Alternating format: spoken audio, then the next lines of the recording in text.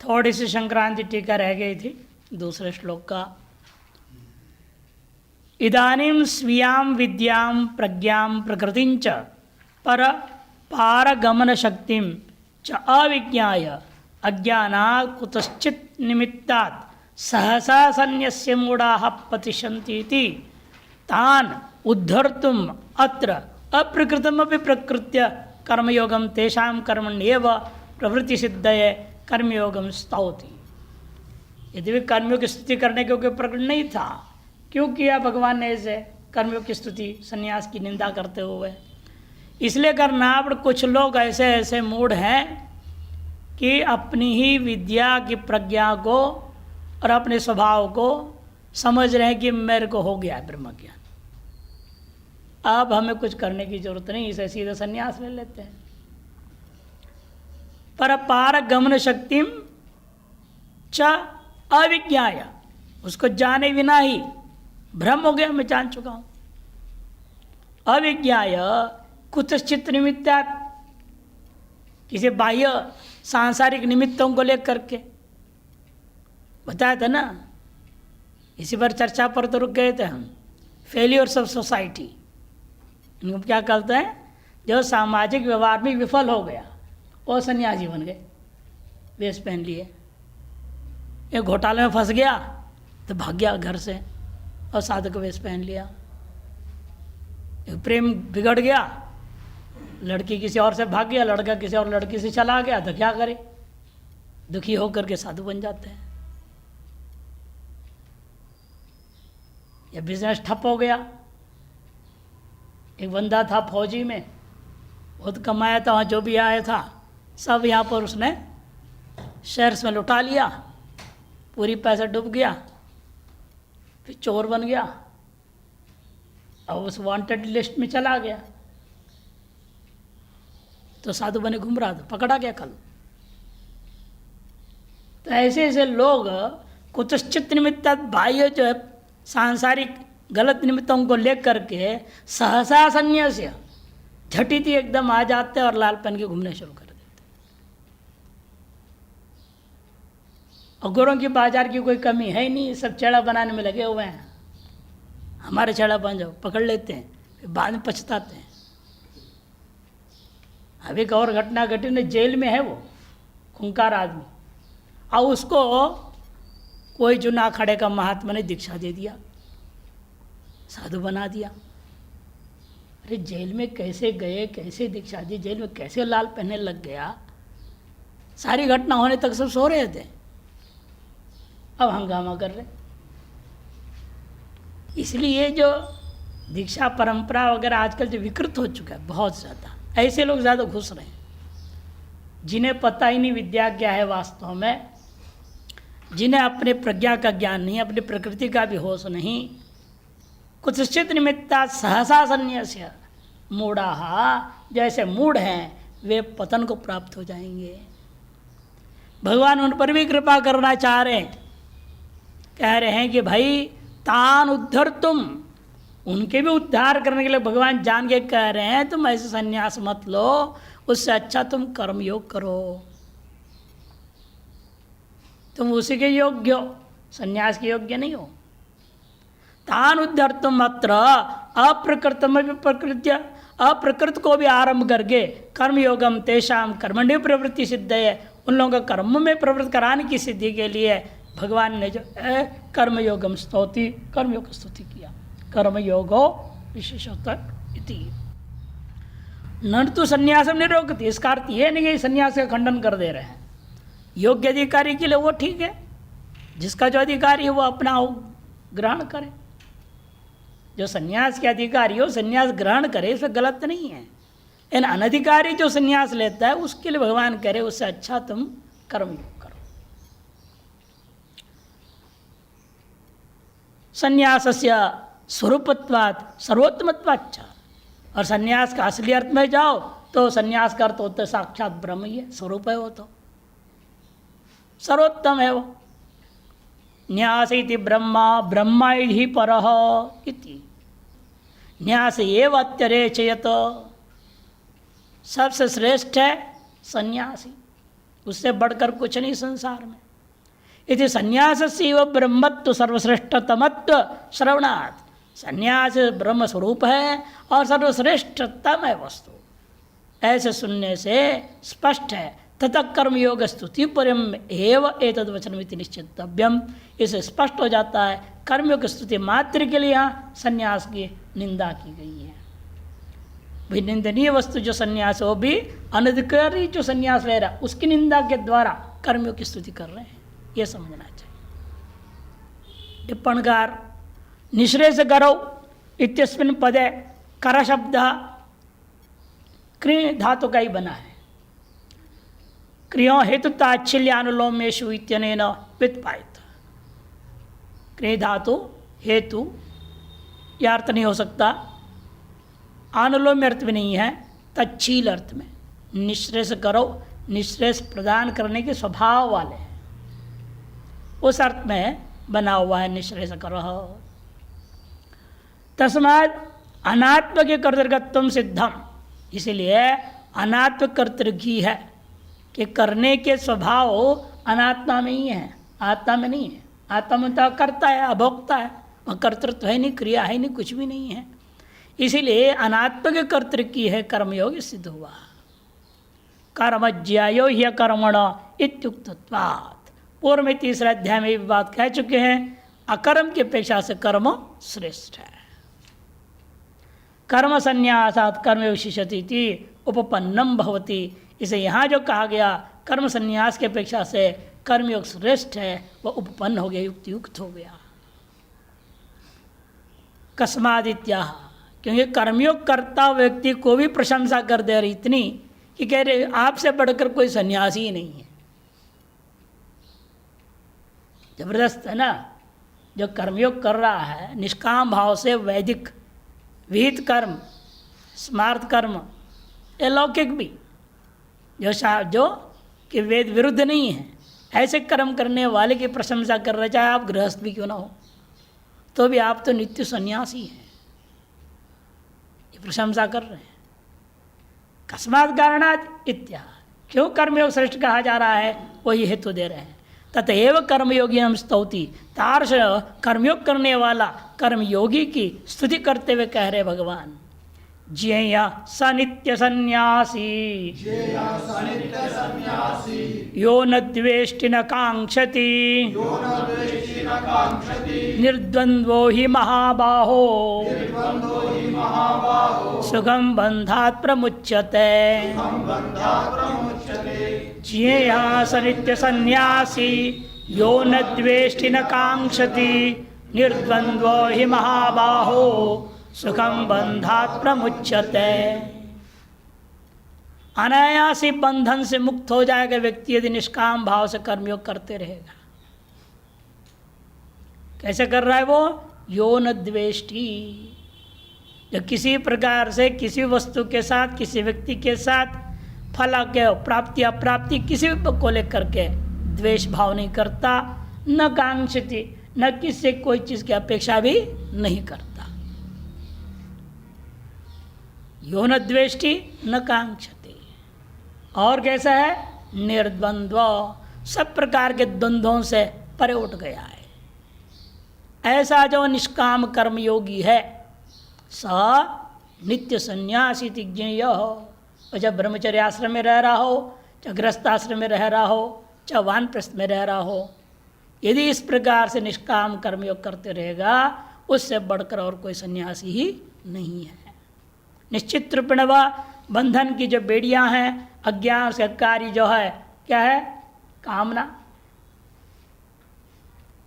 उसके कार्य है कर्म। अविद्या काम कर्म बार बार बोलते आए हुए हैं। इन बेड़ियों से वह छुटकारा पा लेगा। बंधात सुखम मने अनायासम एवं, अनायास ही मुक्त हो जाएगा। ज़्यादा लंबा चौड़ा तपस्या करने की जरूरत नहीं है। हिमालय में जाओ, गुफा में पड़े रहो, कोई ज़रूरी नहीं है। बस अपने घर में ही रहते हुए यदि नित्य निष्काम भाव से वैदिक और स्मार्त कर्म आदि करते रहो, उतने से भी कल्याण हो जाएगा। और आगे में कहेंगे स्वकर्मणा तमभ्यर्च सिद्धि विन्दति मानव। अपने अपने वर्णाश्रम में विहित जो धर्म है, कर्म है, उनका अनुष्ठान करने मात्र से ही आपके अंतःकरण शुद्धि अवश्य हो जाएगी, अनायास प्राप्त हो जाता है। भाष्यकार देखिए क्या कहते हैं, शांकर भाष्य जेय इति, जेयो मैंने ज्ञातव्य, जानना चाहिए, समझना चाहिए, निश्चय कर लेना चाहिए। स वह व्यक्ति कर्मयोगी जो कैसा है, वो नित्य सन्यासी थी, उसको नित्य सन्यासी करके समझो, कर्मयोगी को नित्य सन्यासी करके समझो। क्यों? ऐसा कौन सा उस विशेषता है कर्मयोग करने मात्र से उसको सन्यासी समझो? कहते क्योंकि वह न द्वेष्टि, किंचन न कांक्षति च, न सुख दुख से राग द्वेष है, न किसी उनके साधनों से भी राग द्वेष है, न किसी कोई अपेक्षा ही आकांक्षा ही है। हमेशा अपेक्षा रहती है, बहुत खराब चीज़ अपेक्षा करना भी। सारे जो व्यवस्थाएं हैं उसमें गर्माहट कब पैदा होता है? अपेक्षा पूरी ना होने पर। चाहे घर के पति पत्नी हो, चाहे गुरु चेला हो, कहीं भी हो, कोई व्यवस्था में आप देखेंगे बिगड़ता कब है मामला? जब अपेक्षा पूरी ना हो। अपेक्षा करना बंद कर दो, सदा सुखी हैं आप। एक दंपति हैं, वो पत्नी चाहती क्या है उससे, पति से वो चाहती है ये आते हैं तो इधर कुर्ता फेंक देते हैं, उधर वो फेंक देते हैं, उधर वो फेंक देते हैं, और उसी बात की झगड़ा है। वो कहती है आप इसको खूंटी में टांग दीजिए, जो धोने का तो उधर डाल दीजिए वॉशिंग मशीन के अंदर।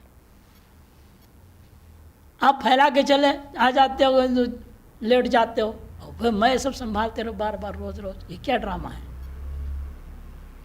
इतने बाद की लड़ाई झगड़ा क्यों? अपेक्षा हो गई ना, आप ऐसा करो, और पूरी नहीं हुई तो झगड़ा शुरू।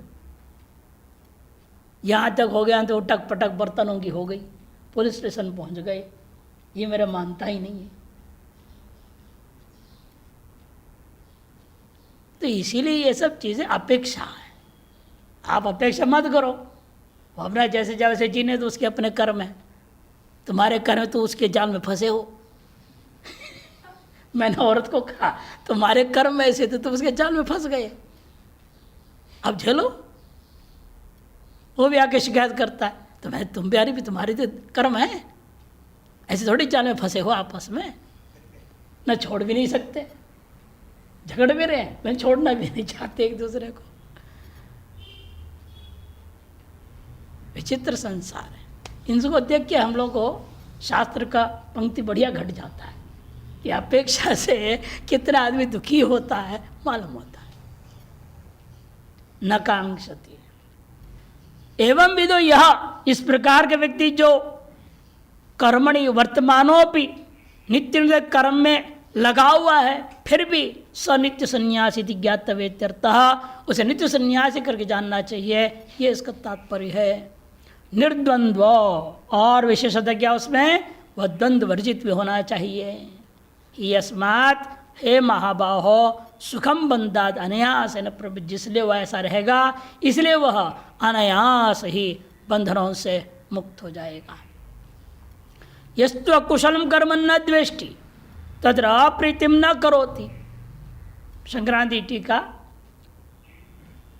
न द्वेष्टि को पहले व्याख्या कर, यस्तु अकुशलम कर्म न द्वेष्टि, स्वयं से जो किया जा रहा है कर्म में अकुशलता, क्यों न्यूनता को लेकर के, अरे मेरे से गलती हो रहा है, ठीक से नहीं हो रहा है, इस प्रकार से दुखी भी नहीं होता, उस कर्म से द्वेष भी नहीं करता। अकुशलम कर्म न द्वेष्टि, उन्हें तत्र अप्रतिमपि न करोति, किंतु कुशलम अकुशलम अपि कर्म ही वही बुद्ध, चाहे कुशल हो चाहे अकुशल हो, कर्म तो कर्म है। ऐसे जान करके निष्काम भाव से करते रहता है, करोति।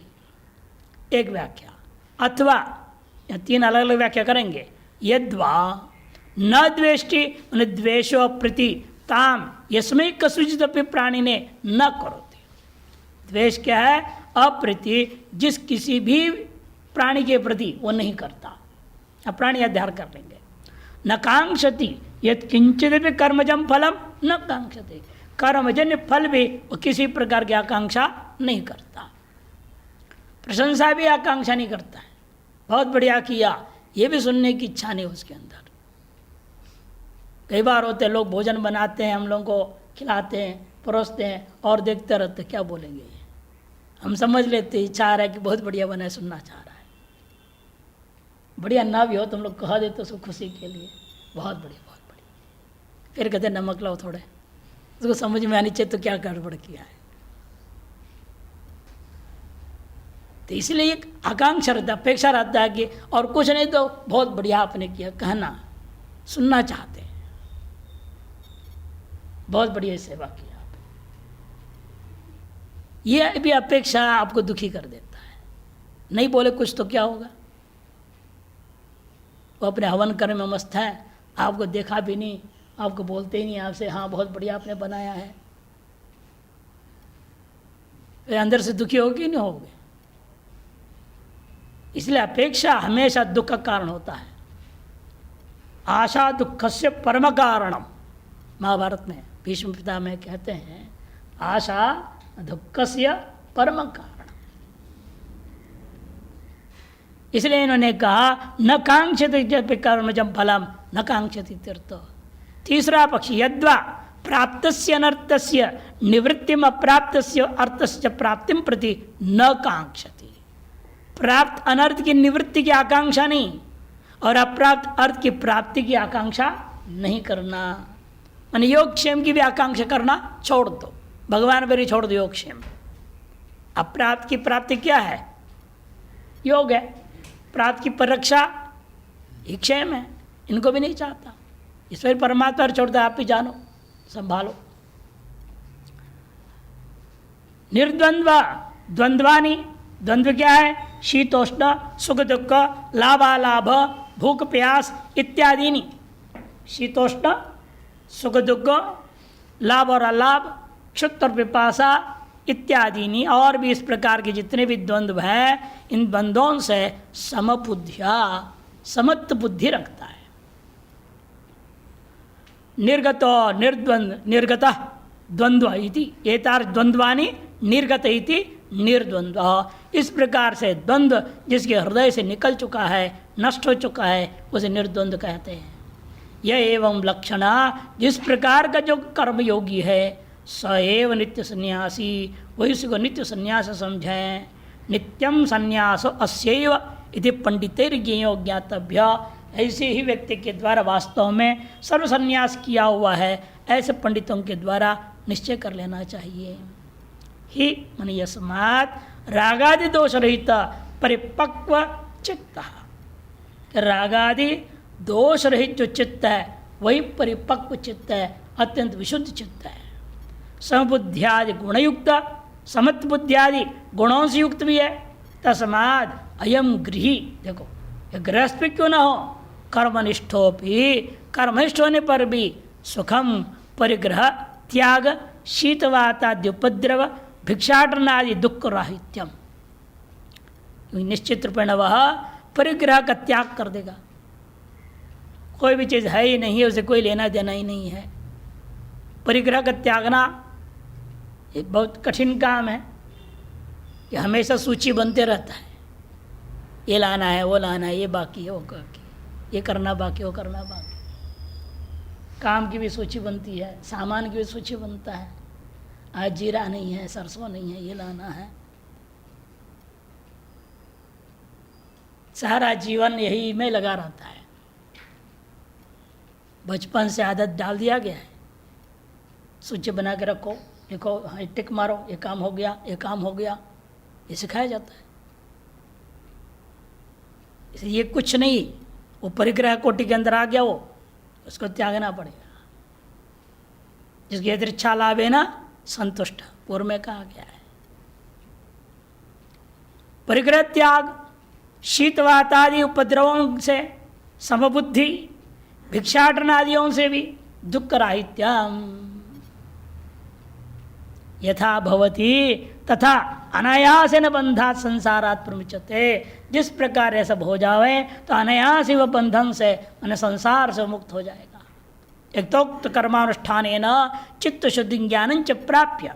कहने का अभिप्राय कर्मयोग के अनुष्ठान मात्र से मुक्ति नहीं हो जाएगी, कर्मयोग के अनुष्ठान से चित्त की शुद्धि, चित्त शुद्धि से ज्ञान, ज्ञान को प्राप्त करके ही मुक्त होता है। तत्काल होवेगा क्या? कहते कोई जरूरी नहीं है। कालांतरे मुक्तो भवति, कालांतर में जाकर के मुक्त होगा। न तो अपक्व चित्तो यतिरपित्यर्थ, अपक्व चित्त वाला संन्यास दीक्षा लेकर के संन्यास आश्रम में बैठा हो उसको भी मुक्ति तो मिल नहीं सकती है। अपरिपक्व चित्त है तो एतेन कर्मोपासनाभ्याम परिपक्व चित्त से संन्यासाधिकार इति सूचितम भवति। इसे यह सूचित कर दिया गया कि व्यक्ति उसी को संन्यास का अधिकार है जिसके कर्मयोग के द्वारा अंतःकरण शुद्ध हो चुका है। कर्म और उपासना के द्वारा कर्मोपासनाभ्याम परिपक्व चित्त से व परिपक्व जो चित्त वाला है उसी को ही संन्यास का अधिकार है, यह बात सूचित किया गया। टिप्पण यथा महाभावत्वात्, यहाँ केवल महाभाव पर विचार व्यक्त कर रहे हैं, बाकी सब स्पष्ट है। अनेक व्याख्याएं कर चुके हैं टीकाकार लोग, भाष्यकार भी, इसलिए टिप्पण केवल महाभाव पर है। हे महाभाव, ये क्यों कहा? महाभावत्वात् शत्रुन जित्वा सर्व विरोध रहितम राज्यम धनम व प्राप्तम पूर्वम। तुम्हारे द्वारा महाभाव होने के कारण से क्या किया गया है? पूर्व में शत्रुओं को जीत करके विरोध रहित राज्य की स्थापना और धन की प्राप्ति भी तुमने प्राप्त किया, इसे धनंजय भी तुम्हारा नाम पड़ा है। तथा ठीक उसी प्रकार से मोक्ष मार्ग में जो शत्रु है उनको मारो अभी। तथा इदानीम आवरण विक्षेप मलात्मक जो है तीनों प्रकार के जो दोष हैं उनको, शत्रु हैं उनको जित्वा जीत करके सर्व प्रतिबंध रहित सन मोक्षम प्रापय इति सूचयति संबोधनेन। सर्व प्रतिबंध रहित ज्ञान के माध्यम से मोक्ष को तुम प्राप्त करने के लिए तैयार हो जाओ, यह बात को सूचित कर रहे हैं महाभाव संबोधन के द्वारा। अगले श्लोक के अवतरणी का भाष्यकार संन्यास कर्मयोर भिन्न पुरुषानुष्ठेयोर विरुद्धयो फले अपि विरोधो युक्त न तो उभयोर निःश्रेषकर्तव्येव इति प्राप्ति मुच्यते। पूर्व पक्षी कहता है जब आप के अनुसार कर्म संन्यास और कर्मयोग दोनों भिन्न पुरुष अनुष्ठेय है और अतएव उसका साधन भी विरुद्ध है, विरुद्ध है। फल में विरोध मानना चाहिए, फले भी विरोध युक्त न तो भी और निःश्रेष करता। आपने दोनों को निःश्रेष कर कैसे कह दिया? जो दोनों साधन अलग है, अधिकारी अलग हैं, एक फल कैसे हो सकता है? इति प्राप्ते इदम उच्यते। वास्तव में कोई साक्षात कोई परंपरा है, साधन अलग है, अधिकारी अलग है, तो फल एक हो सकता है। जैसे लौकिक दृष्टांत तो बहुत है। वैसे कोई आदमी पैदल जा रहा है, कोई साइकिल से जा रहा है, कोई मोटरसाइकिल से जा रहा है, कोई अपनी कार से जा रहा है, कोई टैक्सी से जा रहा है, कोई हेलीकॉप्टर से जा रहा है। सब कहाँ जा रहे हैं? बद्रीनाथ जा रहे हैं। एक लक्ष्य के लिए गए कि नहीं? अपने अपने अधिकार के हिसाब से, अपने अपने विचार संकल्प के अनुसार अलग अलग साधन भी लिए हुए हैं। इन लक्ष्य सबका एक है जाने का। कोई देर से पहुंचेगा, जल्दी पहुंचेगा, कोई 4 घंटे में पहुंच जाएगा हेलीकॉप्टर में जाने वाला, पैदल जाने वाला महीने में पहुंचेगा, 15 दिन में पहुंचेगा। इन लक्ष्य तो एक है पहुंचने का, कोई संशय नहीं है। सर यहाँ पर भी संन्यास भी किस लिए? मोक्ष के लिए। कर्मयोग भी किसके लिए? मोक्ष के लिए। इसे एक फल कथन करने में कोई दोष नहीं है। साक्षात दोनों एक ही फल देंगे ये हम नहीं कह रहे हैं। एक साक्षात, एक परंपरा है, तो कोई दोष नहीं। यह कहने के लिए अगला श्लोक आरंभ होगा। संक्रांति अवतरण का देते ननो कर्मणा पितृलोक वेद ने का बृहदारण्यक 1:4 शायद 16 है या 17 है, देख लेना। कर्मणा पितृलोक, कर्मिणाम पितृलोक प्राप्ति, कर्मियों को तो पितृलोक प्राप्ति का, और आपने तो कर्मयोग से मोक्ष की बात कह रहे हो। श्रुति विरुद्ध बोल रहे हैं आप। ये कर्मणाम पितृलोक प्राप्ति श्रूयते खत्म कर्मणा सुगम बंधात प्रमुच्यते। आपने कैसे कह दिया कर्मी अनायास बंधन से मुक्त हो जाएगा? जो कर्म फलम भव बंध मोक्षणम शास्त्र विरुद्ध उच्यते। जो कर्म का फल है भव मन संसार के बंधन से मुक्ति रूपा जो फल आप जो कथन कर रहे हो वो वेद रूपी शास्त्र के विरुद्ध कथन हुआ है। इति आशंकायाम, ऐसे आशंका होने पर जवाब देते न, ऐसी नहीं है। कामिनाम एवं कर्म फलम पित्रादि लोक। ये कामी जो होता है विभिन्न कामनाओं के लेकर से प्रवृत्त होता है कर्म में, उसके लिए अनेकों फल वर्णन किया और कर्मणाम पितृलोक को कह दिया। निष्काम के लिए नहीं है, निष्काम भाव से करने वाले के लिए नहीं है कर्मणाम पितृलोक। कामिनाम एवं कर्म फलम पित्र आदि लोको, न तो निष्कामानामिति, निष्काम से करने वालों के लिए नहीं है।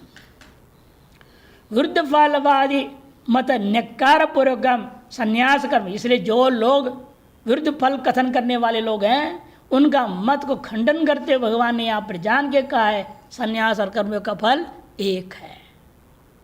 संन्यास कर्मयोग फलम एकमेव इति निश्चित्य, एक ही ऐसा निश्चय करके तयोर एकस्य आश्रयण उभयोरित फलम तदाप्नोतीत्यः। इसलिए दो में से कोई एक साधन को आश्रय कर लो, वह जिसको भी आश्रय करोगे उसको सम्यक प्रकार से पालन कर लो तो उभयोरित फलम, दोनों से प्राप्ति जो फल है वह अप्राप्त कर लोगे। इत्याह सांख्य योगो पृथक बालाः प्रवदन्ति न पंडिताः एकमप्यासितः सम्यग् उभयोर्विन्दते फलम्। सांख्य योगो पृथक बालाः प्रवदन्ति न पंडिताः एकमप्यासितः सम्यग् उभयोर्विन्दते फलम्। बालाः पृथक वदन्ति न पंडिताः। सांख्य मार्ग माने ज्ञान मार्ग, संन्यास मार्ग और कर्मयोग मार्ग, ये दोनों मार्ग पृथक पृथक फल देने वाले हैं, ऐसे अज्ञानी मूढ़ लोग कहा करते हैं। बालाः माने अविवेकी न, अज्ञानी न पंडिता वदन्ति, पंडित कभी ऐसा नहीं कहेंगे। जो शास्त्रों के सम्यक जानने वाला वो कभी नहीं कहेगा, क्योंकि एकमपि आसिता, किसी एक साधन में भी सम्यक प्रकार से टिक जाए, चाहे निष्काम कर्मयोग में हो चाहे कर्म संन्यास में हो, उभय हो, दोनों मार्गों में से चलकर जो फल मिलना है वह सम्यक प्रकार से उसको प्राप्त हो जाएगा। चाहे इस मार्ग से जाओ चाहे उस मार्ग से जाओ। आजकल तो आप कहीं भी किसी भी शहर में जाओ तो जो एक बाईपास है, हर जगह बाईपास हो गया और एक सीधा मार्ग है। आपकी अपनी मर्जी है ना, पहुंचोगे कहाँ, लेकिन एक ही जगह पहुंचना है। बीच में और काम हो तो घुसो शहर में, नहीं तो बाहरी बाहर से निकल पड़ो। तो इसीलिए लोक में भी देखा गया है चीज़ें, कोई नई बात तो है ही नहीं। संन्यास मार्ग तो सीधा मार्ग है तो कठिन। जैसे शहर के अंदर सीधा घुसो तो क्या जाम फंसेगा जगह जगह पर, और जगह जगह पर हो लाल बत्ती आ जाएगा, खड़ा कर देगा, आप कहीं खड़े रहो लाइन के बाहर। और बाईपास में कुछ न सुर भागो। कर्मयोग में ही आसान है, अपना वर्णाश्रम सारा जान लो, जो कर्म करते रहो आराम से। बाईपास जैसा है कर निष्काम कर्मयोग मार्ग। और संन्यास मार्ग से बड़ा कठिन है। शम दम तितिक्षा बताया था ना पहले, कितना यम वगैरह सब पालन करना पड़ेगा, कठिन है वो। जाम और रेड लाइट पे फंसने का जैसा है वो, खतरा ही खतरा हर जगह पर। नहीं 100 मीटर नहीं गए और रेड लाइट आ जाता है, कई शहर में तो बुरा हालत होता है। हर आधे किलोमीटर जरूर रेड लाइट होगा। यहाँ पे हर दिन आपको खतरा दिखेगा। संन्यास जीवन में हर दिन खतरा है। माया किस प्रकार से आएगी रेड लाइट बन के, कोई भरोसा नहीं। नहीं कहा था एक महात्मा की कहानी बनारस की। बनारस एक महात्मा थे, बहुत सुप्रसिद्ध, बड़े विद्वान, महान ज्ञानी, विरक्त संत है, ये है वो है। तो उस जमाने में बनारस वेश्याओं के लिए भी मशहूर थी, शहर ऐसा था। एक कहावत ही बन गया। क्या कहावत बना था? रांड सांड सीढ़ी सन्यासी सो बसे काशी। इनसे बचेगा तो बचेगा काशी। कोई वेश्या थी, उसने सुनी तो कोई हम महात्मा का दर्शन करेंगे, आशीर्वाद लेंगे, कुछ हमारे पाप कट जाएंगे। वो जहाँ से जाते थे नहाने के लिए वहाँ खड़ी हो गई और प्रणाम किए, बोले ओम नमो नारायण महाराज, महात्मा जी हमने सुना है आप बड़े सिद्ध महापुरुष है, थोड़ा हम पर कृपा दृष्टि करो। उन्होंने कहा अच्छा विचार करते हैं, और चले गए गंगा जी। फिर रोज़ खड़ी होने लगे, बोले भाई एक हफ्ता तो बोलो मत तुम, हम विचार कर रहे हैं। क्या विचार करें? बोले नहीं उससे, हम विचार कर रहे हैं। एक हफ्ता फिर खड़ी हुई, एक हफ्ता और, तीसरी हफ्ता, चौथी हफ्ता हुआ। उन्होंने कहा आप बोलना ही नहीं, जब तक मैं अपने विचार से परिपक्व न हो जाऊं और आपको बुलाऊंगा स्वयं और बताऊंगा, उससे पहले आप बोलोगे नहीं। रोज़ वहीं खड़ी होकर दर्शन करके चली जाती थी, ये अपना गंगा स्नान करके आया करते थे। करते करते बुढ़े हो गए और शरीर जो है जर्जरीभूत हो गया। अब लगा 2-4 घड़ी 6 घड़ी में शरीर तो खत्म होने वाला। तब चढ़ों को कहा जाओ उसको बुला के लाओ। उसको बुला कर लाए तो आके खड़ी होगी, प्रणाम करी, बोलते देखो आपने जब प्रश्न पूछा और कहा था तो उन सब के जवाब दे रहा हूँ। आज तक मैं महात्मा था, अब भी महात्मा हूँ, बता 2-4 घड़ी भी मैं महात्मा रहूँगा। इसलिए अब पक्का हो गया मैं महात्मा। तुमने यही कहा ना आप महात्मा है, आशीर्वाद दो। और मुझे निश्चय नहीं तो उसे मैं महात्मा हूँ, कब फिसल जाए क्या भरोसा। इसे मैं उस समय नहीं कहा, ना आशीर्वाद दिया। विचार कर क्या मैं वास्तव में महात्मा हूँ कि नहीं हूँ। लोग कह रहे ये वेश्या भी कहने लग गई, मेरे को और खतरा लग गया। जब आप आके बोलने लगी तो मुझे और ज़्यादा खतरा लग गया। इसे भी कोई जवाब नहीं दिया था। इस तरह से संन्यास इतना आसान खेल नहीं है, कब फिसल जाए कोई भरोसा नहीं है, कब रेड लाइट माया आ जाएगी सामने पता नहीं। इसे कर्मयोग मार्ग को इसलिए प्रशंसा किया जा रहा है, ये इसमें कोई झंझट ही नहीं। क्या विधियों के अधीन है। उसने कहा ऐसे स्वाहा, ये मन से स्वाहा करो, आपने मन से स्वाहा करना बोलना क्या उसमें। अग्नि स्वाहा प्रजापति स्वाहा बोला है विधि के, आपने विधि कर दिया, कहाँ खत्म हो गई। वहाँ कोई टेंशन नहीं, कोई तनाव नहीं इस मामले में। ये दोनों मार्ग पहुंचेंगे वहीं पर। एक अंतरण शुद्धि होकर के पहुंचेगा, संन्यास बड़ी कठिनाई के साथ अंतरण शुद्धि होते पहुंच रहा है। दोनों ने पहुंचना है मोक्ष में ही।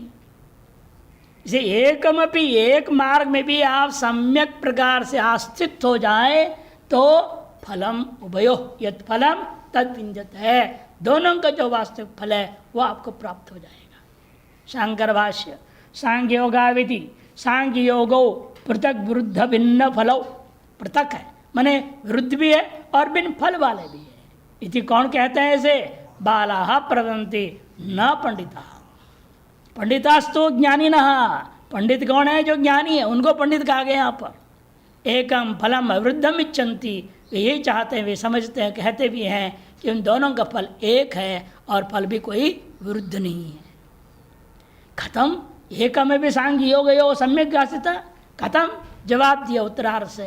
एकम अपि, चाहे सांख्य मार्ग हो चाहे योग मार्ग हो, सम्यक आस्थित, सम्यक अनुष्ठितवान, सम्यक प्रकार से अनुष्ठितवान, सम्यक प्रकार से अनुष्ठान कर देता है तो निश्चित उभयोर विंदते यत् फलम।